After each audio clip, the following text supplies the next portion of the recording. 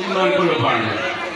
জানেনে ভাৰতবৰ্ষত কংগ্ৰেছে 70 বছৰ ওপৰত আমাক শাসন কৰিলে। কংগ্ৰেছে কেৱল মাত্ৰ সংখ্যালঘু মানুহক কেৱল মাত্ৰ ভোট বেংক বুলি তেওঁলোকক ব্যৱহাৰ কৰিলে। কেৱল মাত্ৰ সংখ্যালঘু মানুহখিনি ভয় খোৱালে যে আপোনালোকে যদি এইটো পাৰ্টিক ভোট দিয়ে তেনেহ'লে আপোনালোকৰ মন্দিৰ ভাঙি দিব, মছজিদ ভাঙি দিব, এনেকুৱা ধৰণৰ কেৱল মাত্ৰ আপোনালোকক ভয় খুৱাই থাকিলে। আজি সংখ্যালঘু মানুহখিনিয়ে কিমান কষ্ট কৰে, কেৱল মাত্ৰ খেতি পথাৰ হাজিৰা তেনেকুৱা ধৰণৰ কষ্ট কৰে, কিন্তু সংখ্যালঘু মানুহখিনিৰ উন্নয়ন নহয়। আজি সংখ্যালঘু ল'ৰা ছোৱালীবিলাকৰ উন্নয়ন নহয়।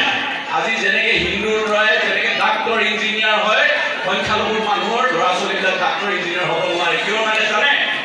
কেৱল মাত্ৰ কংগ্ৰেছ আৰু ইউডিএফৰ নিচিনা দল, এই দলবিলাকে যেতিয়ালৈকে আপোনালোকক শাসন কৰি থাকিব, যেতিয়ালৈকে আপোনালোকৰ নেতা হৈ থাকিব, তেতিয়ালৈকে আপোনালোকক কিন্তু চৰকাৰৰ সুবিধা ল'বলৈ নিদিয়ে।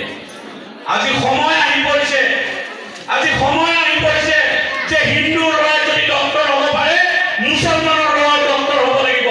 হিন্দুৰ ল'ৰাই যদি উকিল হ'ব পাৰে, মুছলমানৰ ল'ৰাই উকিল হ'ব লাগিব। ইয়াৰ সময় আহি পৰিছে। আজি আপোনালোকক শিক্ষিত হ'ব নিদিয়ে। কিয় জানে?